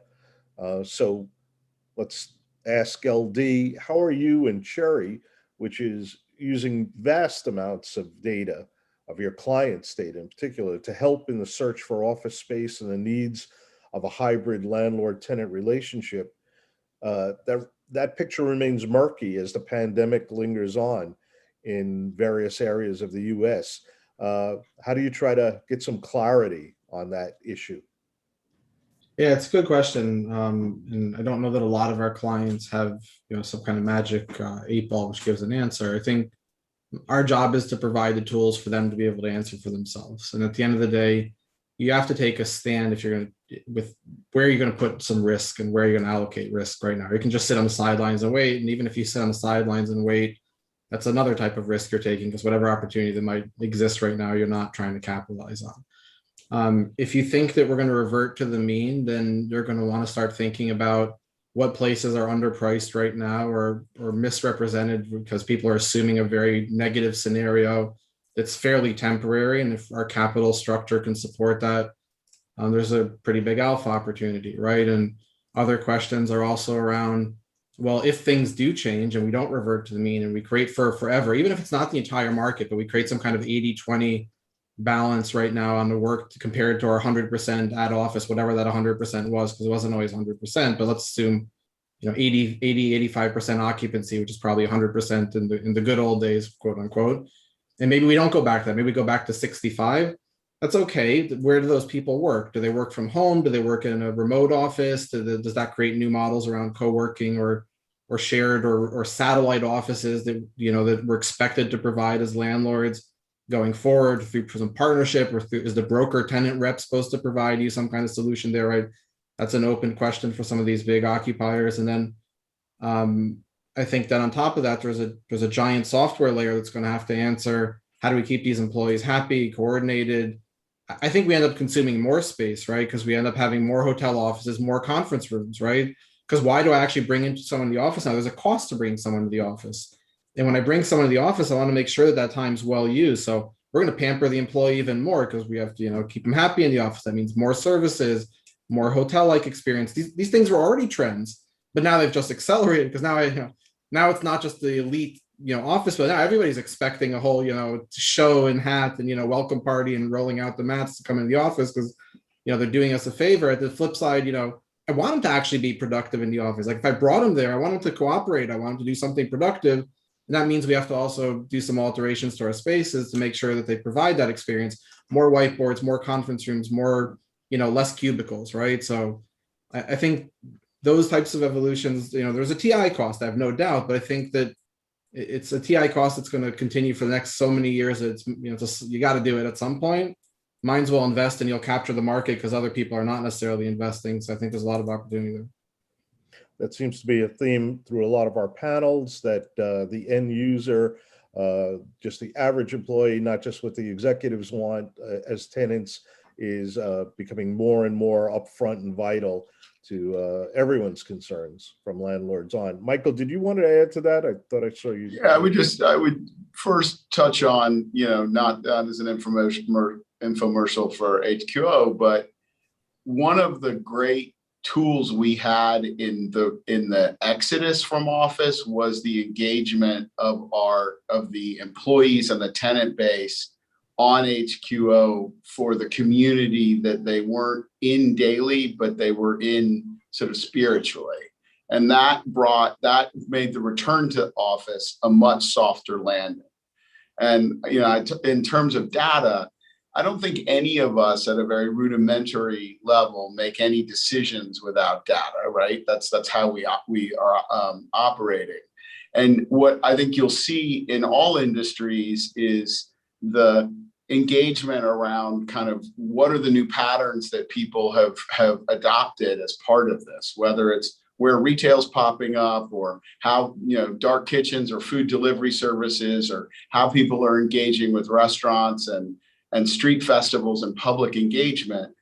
All of that is far more driven by data science than it ever was. And so I think it'll be very interesting as we sort of build out tools. And, the PropTech panel before, there was a variety of those things discussed, like, last mile or how to occupy booking and conference rooms, that sort of thing. The one comment I would make is that our technology tenants workforce has rejected hoteling as an option or desk sharing.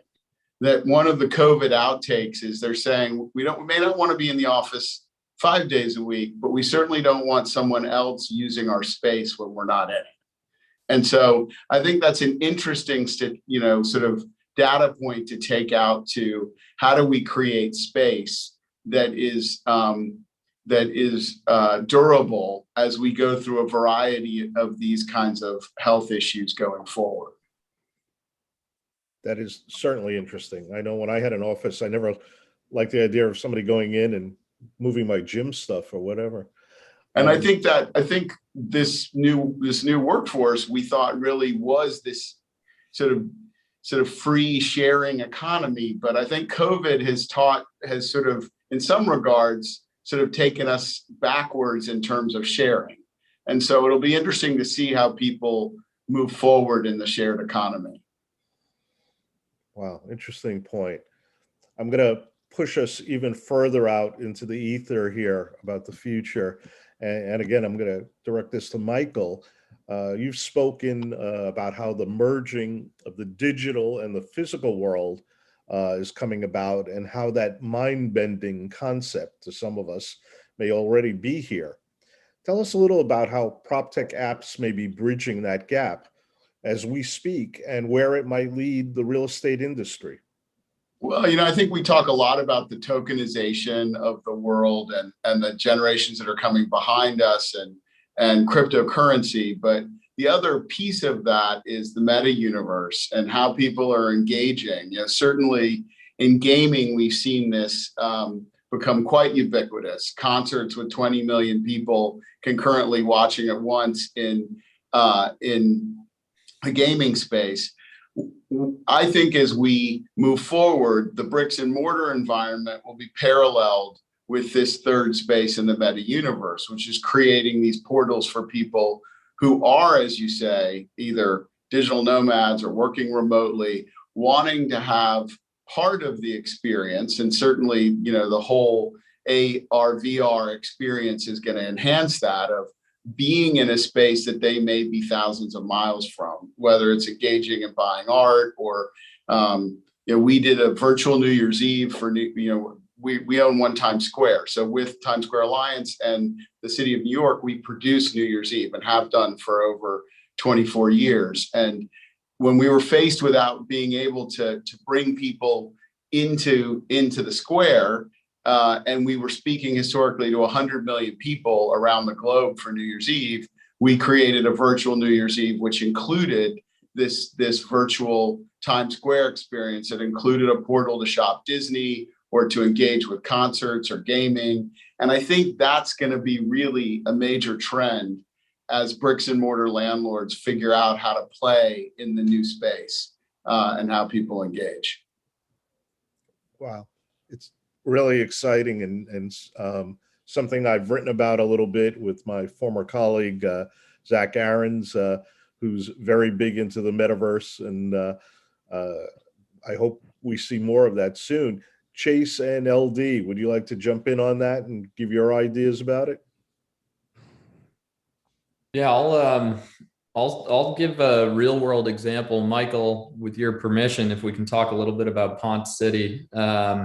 down Sure. in Atlanta. We launched with Pond City Market, which is one of Jamestown's properties down in Atlanta. And what's interesting about what we've seen is the great physical experiences at that property have driven over 5,000 people to the digital platform, which is more than the office population. And the retail activation there is reaching people in the neighborhood that both work there or live in the area, but also people from all over Atlanta. And I think the AR VR point is a really interesting futuristic component where you're going to have people experiencing a physical location when they're not there. But even more near term, what digital platforms can do for a physical asset is obviously utilize a larger population, how you can bring it to the physical asset. And the way that we think about it is really extending tenancy beyond the four walls, right? So you can go with the tenants that are at Pond City and maybe traveling, and you can ultimately have a relationship with them in other places. Or you can start to bring more people to an asset in ways that are efficient, that's beyond kind of your traditional view of occupancy. So in terms of the population that's on the digital platform for Ponce, it's significantly more than what you would think the traditional occupancy is. And that's because of the phenomenal real world experiences that they have at the property that are merged into the digital. Just I think you see three very separate types of economies, right? You have a very traditional economy of, people driving out to Walmart, buying what they want, coming back, and may or may not, be astute or very interactive with either the brands or any of the digital world. And you have kind of this expectation of the vast majority of the world who maybe not in the third category being those who've already been there.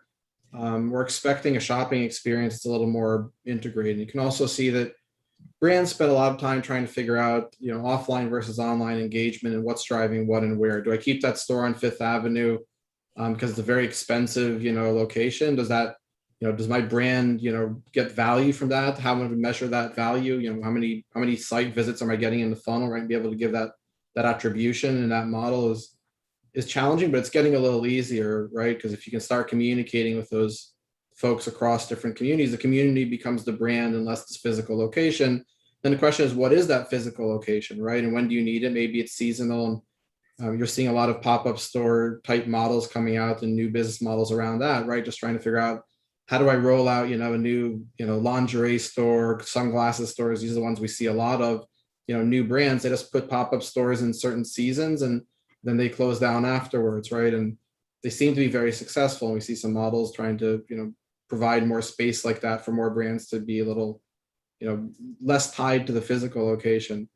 But I think you're going to see that not just in retail, right? I think that it's true for all working communities. It's true for other types of communities. I think you're going to see across the real estate domain. And our job at the end of the day is to provide them with platforms to be able to interact happily, right? And not cut into spaces that are, too far within the social media world, right? Because you don't want to interact with those groups.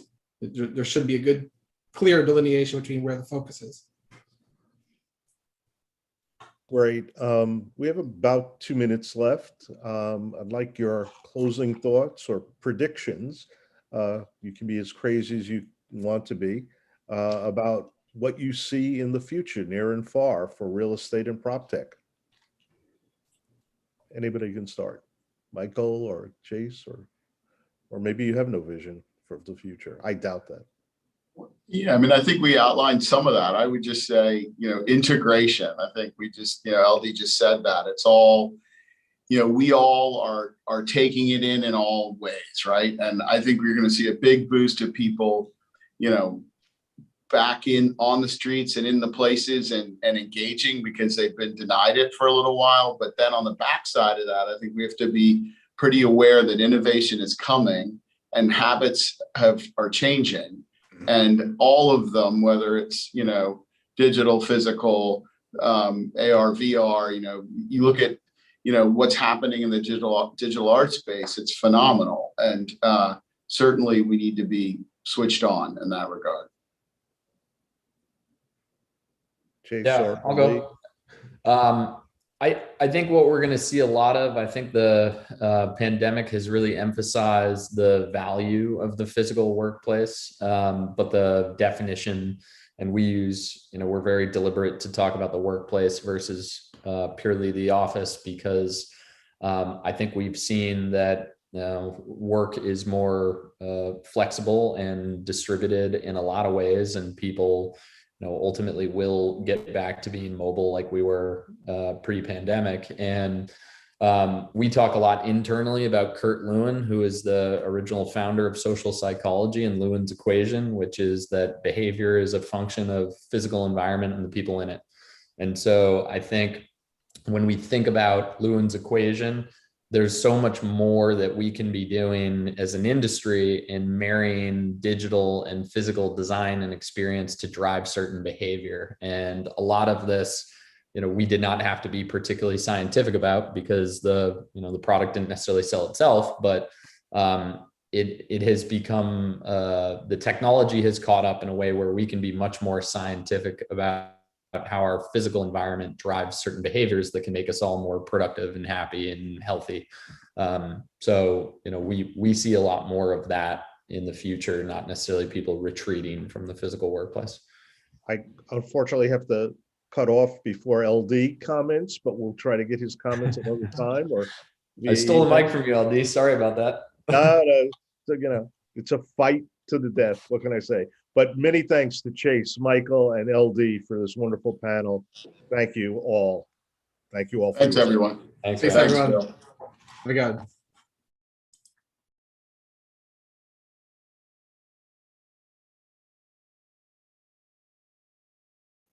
Thank you so much, Phil. Thank you, panel. That was great. LD, sorry you didn't get a chance to finish up there, but we'll talk to you soon.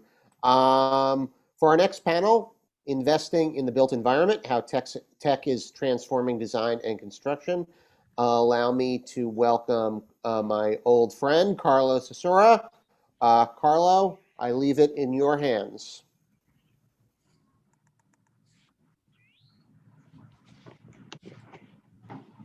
Here we are. Good afternoon, everybody. We are going to jump right into this because we have so much to talk about in such a short period of time.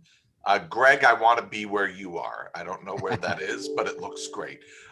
So thank you, Max, and the entire team at the Commercial Observer. I think most of you know who I am who are watching. Carlo Cesura, President and CEO of the New York Building Congress. We are delighted to be with all of you. Today we've got Tom Scarangello, Executive Chairman of Thornton Tomasetti, Jim Donaghy, Executive Chairman of STO Building Group, and Greg Pasquarelli, Founding Principal of Shop Architects. I just want to say, we're at a really pivotal time for the industry. A lot of really exciting things happening. For us at the Building Congress, we are celebrating 100 years this year. When you think back to 100 years, New York was coming out of a pandemic, coming out of a recession, coming out of a moment of new technologies, new ideas, a building boom, so much upheaval. Sounds very familiar. Sounds like exactly where we are today, 100 years later. So I think over the next 30 minutes, you'll hear what these incredible three individuals are working on, how they are leading the charge on technology, on new ideas, on innovation. And really, I think we're excited to have three incredible thought leaders here. So I'm just going to throw out a question, which is, what are we doing? How are we moving forward on technology? What are your firms doing? And Tom, you want to start? Be happy to. I'm just Awesome. gonna share this some slides for a second, do a real quick intro, but I figured it'd be good to set the tone for what we're seeing at Thornton Tomasetti. So let me just see if I can do this quickly. Maybe not.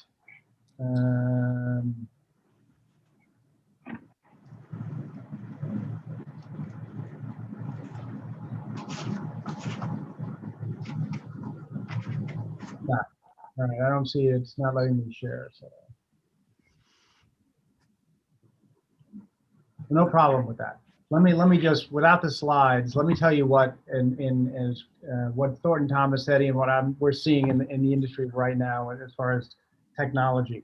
If I look back, I can't go back 100 years, Carlo, but if I go back over 40 years and my career at Thornton Tomasetti, really seeing kind of 3 waves of technology. The first wave is this idea of when all of our tools, architects and engineers in particular, all our tools were digitized, right? So I'd say first 20 years of our career, whether it was, hand calcs going to spreadsheets or high-speed computing taking over, it was a very siloed world where the tools we had were being digitized, but we weren't necessarily sharing those tools or sharing that experience.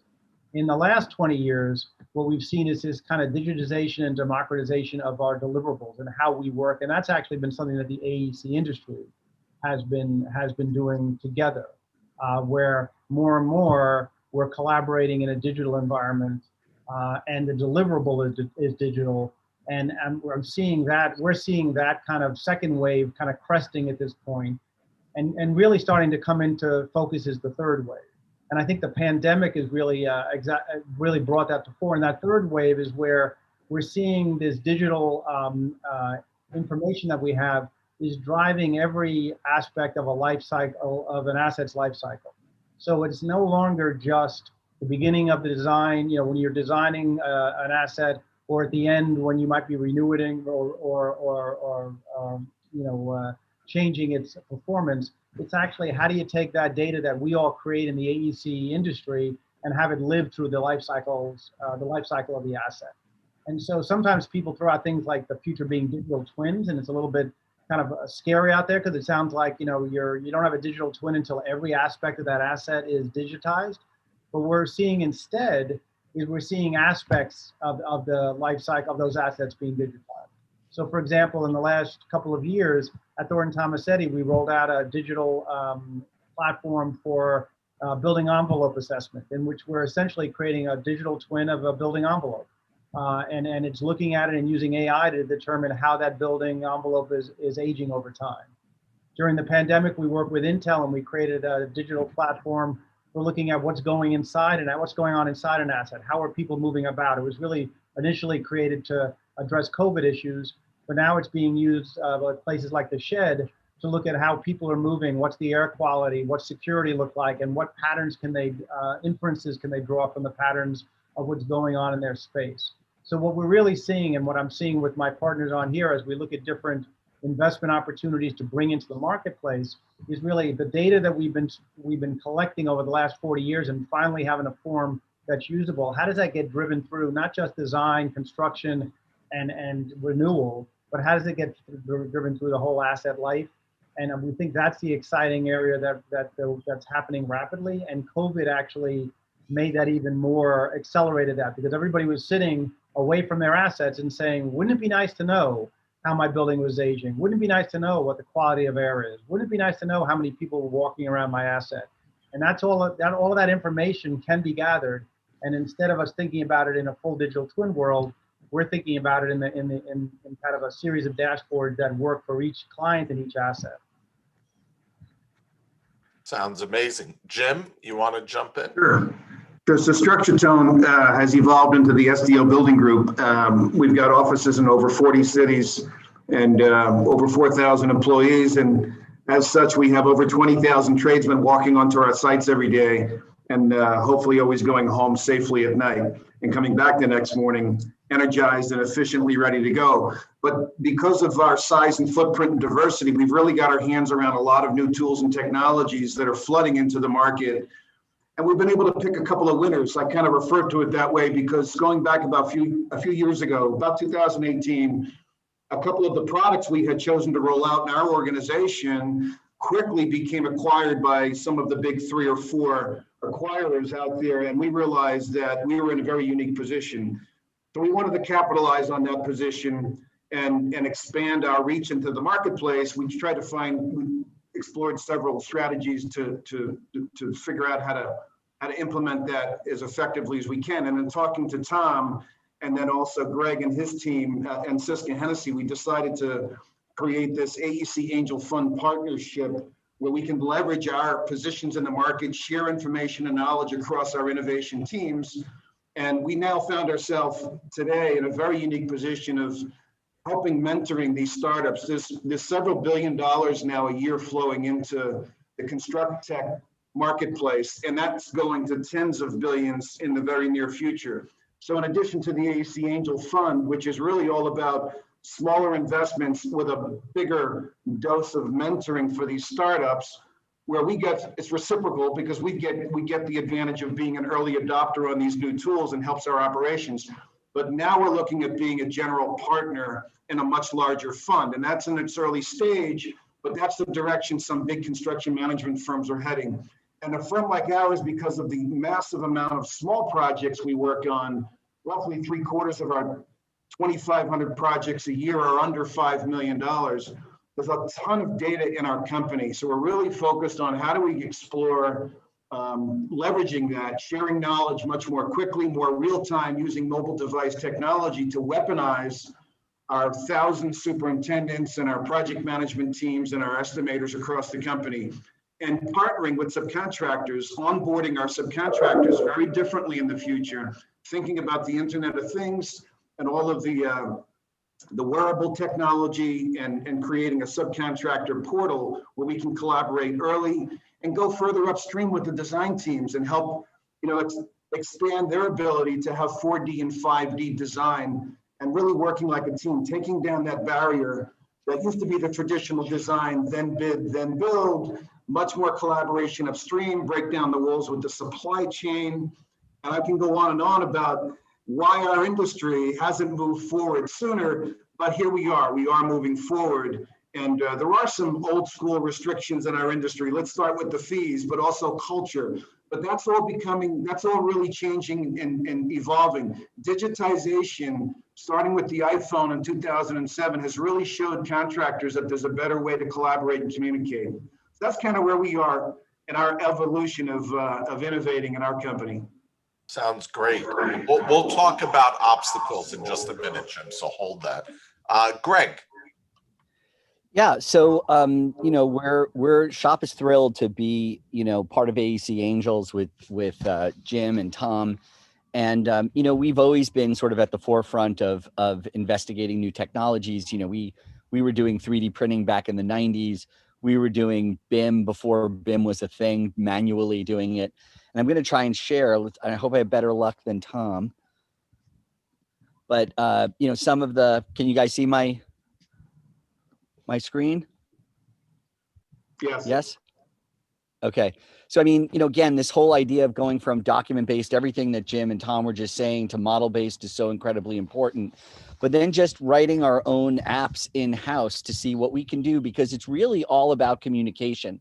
So whether on the left, that's an app where we can go to our clients and show them their building right wherever they are in the world, on vacation, in a conference room, take the building apart, see how it works. On the right, showing regulatory approval, showing what a building will look like when it's done. Having being in the field and on the site and looking at something live, and then having the 3D model pop up right in front of you.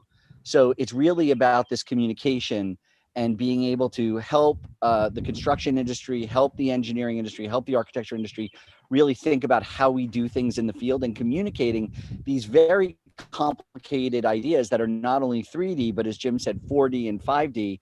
We somehow still converted them into paper, which reduced them to 2D, but we've got to get them back out here. So it's really about this visualization that matters. And then this is right before COVID. 6 months before COVID. This is a 30-foot diameter room in Shop's offices. That's a full 360 immersion VR AR room where we can just walk through the buildings before they're built with our clients. And the amazing thing that this does is the clients are able to make decisions much more quickly than having to sort of look at drawings and models and just walk through what it's like. And then we can control all those with apps that we've written in-house to look at any part of that building, move them around, understand the structure, understand how it goes together, understand how it sits in the marketplace in a fully immersive environment. We're also doing, we're going around as the shoppers are around the world working on their projects. They're scanning all of our favorite places in the world constantly and building these models about material, texture, space, light, geometry, to create a kind of repository or think tank about all the great urban spaces in the world. And then using those spaces, taking these kind of base meshes of different places, getting this kind of information layered into it, and then thinking about daylight, thinking about programming, thinking about qualitative and quantitative analysis that then we can use to generate new kinds of systems for master planning and building, and communicate that not only with the professionals and the construction industry, but also with our clients. So it's really about sort of diving headfirst into the technology, thinking about these tools for communication, and seeing where they lead us. And what we're seeing is it really streamlines the process incredibly. Sounds great. So, one of the things that has fascinated me about this industry now that I'm in it, not as long as you all, but almost 5 years, is that for such an innovative world, because everything the three of you do is by definition innovative and interesting and exciting and new, etc., we oftentimes are not an innovative industry. What are things that we have to do? What's the next part of this industry that's got to innovate or be disrupted or change? What's next? I've got some answers on that one quick. We're focused on project analytics and the mobile device capabilities that are kind of already out there. So when you think about the way we communicate with our clients and tracking the progress in the field and how much we rely on manual superintendent monitoring, we're really focused on how we can automate and share knowledge. And I use the word weaponize. We want to weaponize our superintendents. Not that we want to have less supers on our jobs, but possibly we can do more activities with the same number of people on the same job and create a safer job site. So predictive analytics and things of that nature. The amazing thing is that, the construction industry has got this supply chain attached to it. 9 out of $10 that come to the construction manager are not staying with the construction manager. They flow through us to the supply chain. So that includes installers and manufacturers and all kinds of fabricators. And connecting to the supply chain is one of the last frontiers for us to really synchronize everybody to have the most value. We're really looking at and trying to break down those barriers. We happen to be, STO Building Group is focused on the M&E suppliers and bringing them on board. We can really digitize, kind of their entire warehouse. And when we're doing our bidding, we can pull out their information by manpower and pull out the information by the material and equipment and really break down into more, digitized bites exactly what the status of material is, exactly what the status of the manpower is, and have a much more lean and just-in-time type of project site, really create efficiencies. At the same time, open the door, open the kimono, so that the design planning stages includes real-time, really smart data upstream from the original starting point for the construction team.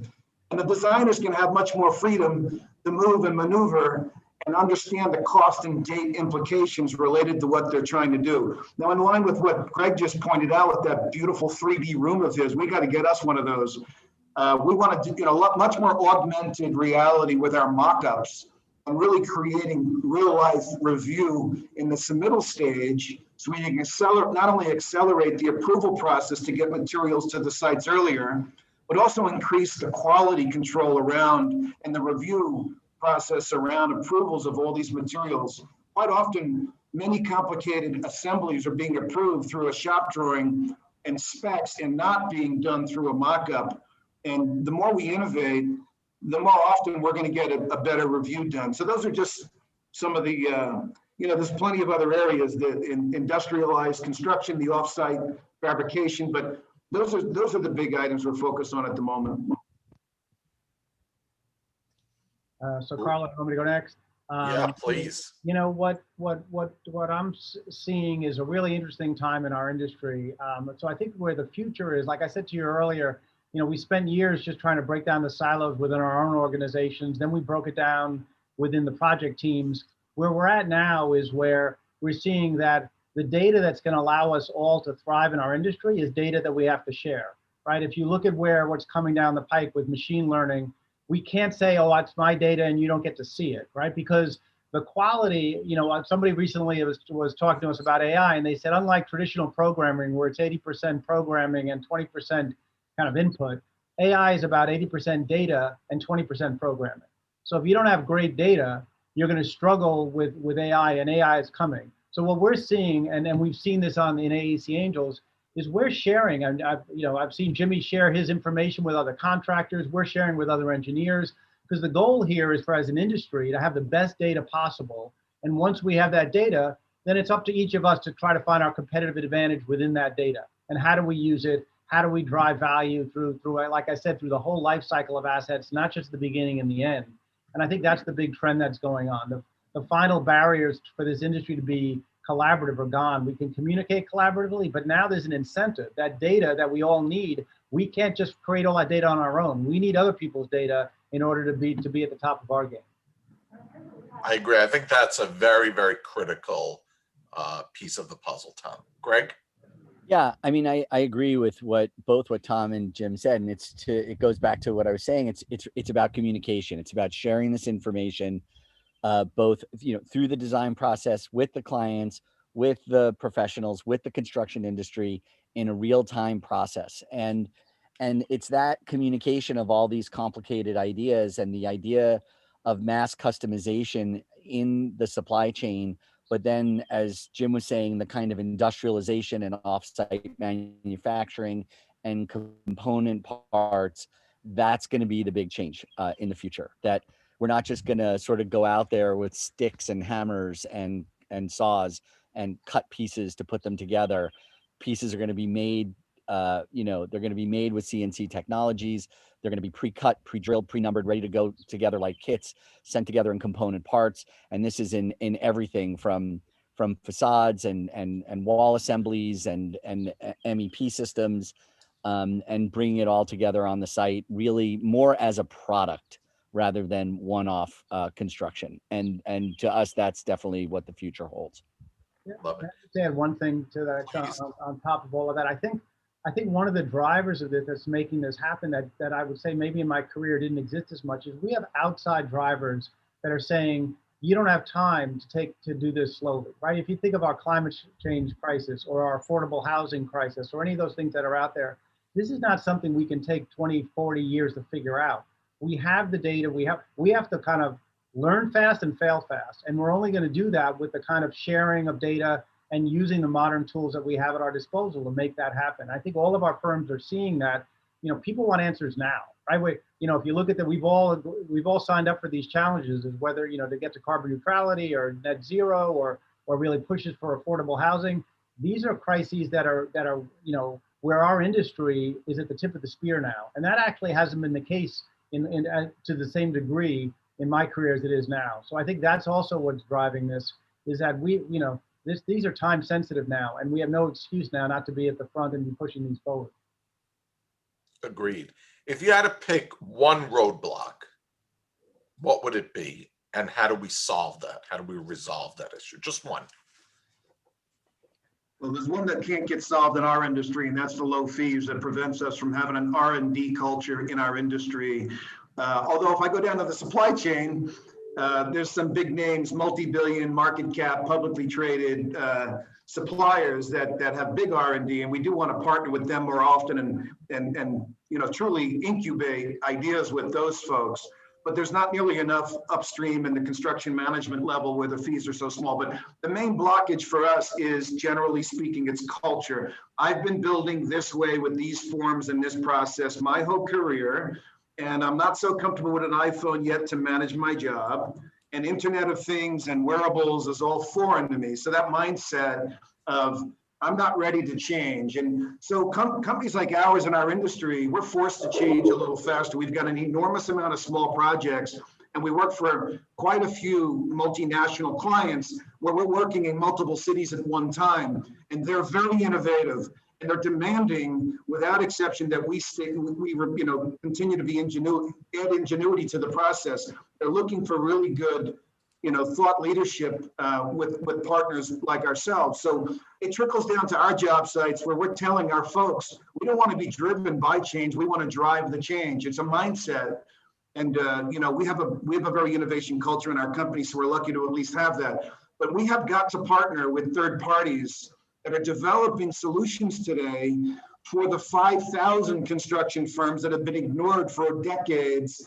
The focus has always been by the big technology firms, software makers, on the top 400 ENR. And now they're focused on the broader marketplace and creating many, many, many more micro solutions. So companies like ours, and in fact, most contracting firms are looking at data warehousing and micro enterprise solutions on top that are going to solve their unique challenges. These opportunities for contractors that have their own unique solutions wasn't even available, I'm going to say 5 years ago. So very exciting times. And you've got to really have a culture of change and embracing change. And that's, I think, the biggest barrier. Greg? Yeah, I mean, I think it's the same thing. It's culture. Like sometimes I say, the AEC industry is a little bit like the taxi and limousine commission was like the year before Uber came in, right? They were so difficult. They only wanted to do it the way they wanted to do it. They would only accept a $20 bill. They were a pain in the neck about putting, credit cards in. They were still driving around, 8-cylinder gas guzzling Crown Vics. And it just like, no one wanted to support them. When Uber came in, they were like, well, you guys were a pain in the neck for 20 years. You didn't produce a good product. It was antiquated, and like, bang, there was the disruption and everything changed. And I think we are right there with the AEC industry.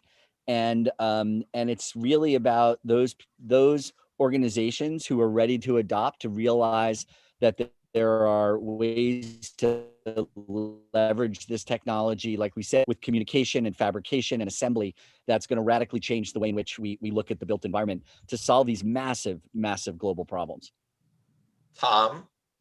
Yeah, I agree with both Jimmy and Greg, but I would say that another outside threat that I see and the challenge is risk management or risk mitigation, right? I think this has been always a risk averse business, and I get, as a structural engineer, that risk part, right? That's, guess what? The existential risk that we deal with when we design buildings is something that you never compromise on. But business risk is much more nuanced. And I think in a moment now where we have to be trying new products and we have to try new systems, we need partners who recognize you can't throw all that risk of R&D and pushing forward new ideas back to the people who are bringing those ideas to you.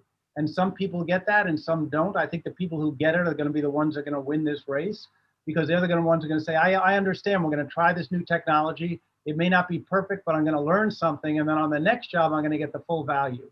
You have to have that mindset right now. If you have the mindset that if it doesn't go perfectly, I'm going to go after your E&O policy, we're never going to get anywhere. So I think that's a barrier. That's always been a barrier, but it's even more of a barrier now, because you need people who understand this isn't about buildings that are going to stand up. It's about a building that's going to be more efficient, less carbon, all of those things. And we're pushing R&D that isn't completely,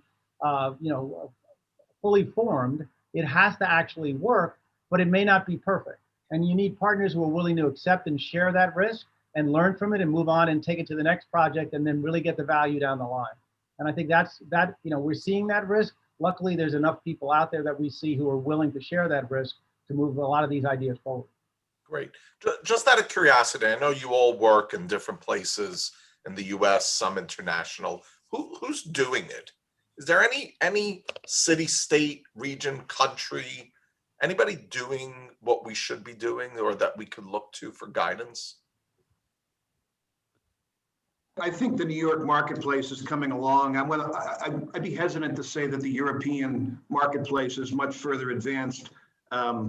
It may be further advanced in areas like social concerns like safety, I think they were always advanced, and the US has caught up or is catching up. The West Coast is a little more open-minded and not so locked down to the traditional design, then bid, then build, a little more open-minded to design, build, and design assist. But again, I'm going to say the New York marketplace from a technology point of view is doing as many great things as the San Fran marketplace, which traditionally was renowned for new ideas and startups and the financing of those startups. The New York marketplace has got quite a few big name, new construct tech, prop tech firms and the financing to go with it. Plus, there's major firms, based out of New York City. 3 of them on the screen here. Plus, quite a few others that are on the ENR. So I think the next wave of investment in technology with our industry is going to be based around subject matter expertise.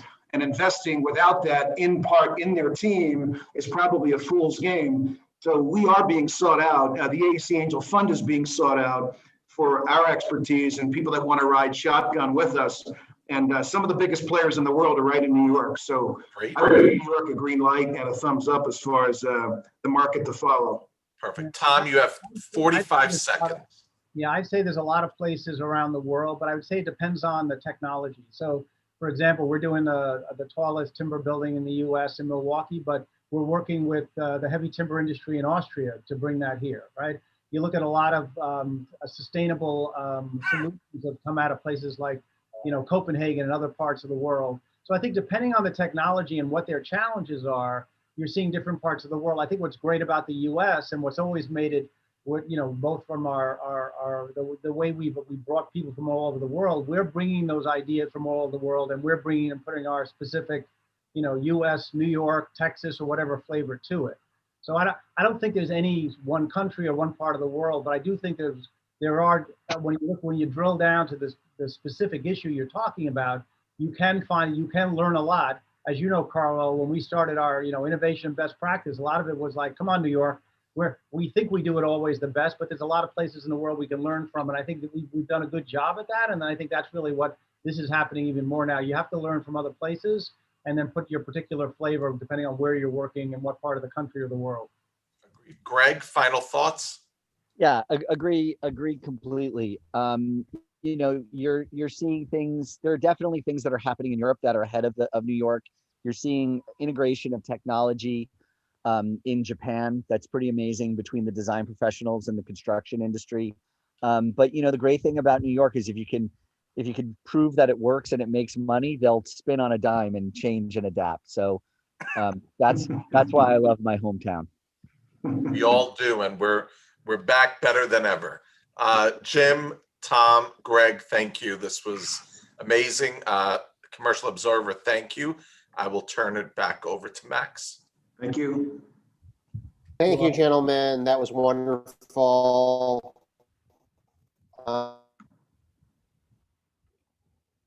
Of our inaugural session of the Ignite series. We hope to see you again tomorrow at 10:30 a.m. for our second day of Ignite, which will be focused on workplace and office innovations. We'll be welcome Ari Rastiger and another all-star lineup of to again thank today's program sponsors, Cadre, Camber Creek, Sherry, Eden Health, Ascensus, Fried Frank, HQO, International Well Building Institute, Placer AI, STO Building Group, as well as today's association partners, GNYCUC, NYC Builds BioPlus, and Women in PropTech. Thank you again, and please mark your calendars for our 2021 fall events. We have an exciting lineup of programs on the calendar, including our 14th annual Power Gala, our Sustainability Forum, our Miami Future Forward Leadership Summit, and State of Leasing, which is just around the corner in September and October. I can't believe it's almost September, but we only have 1 month to go before we hit September. You can visit our website at commercialobserver.com/events for more details on upcoming events and power briefings.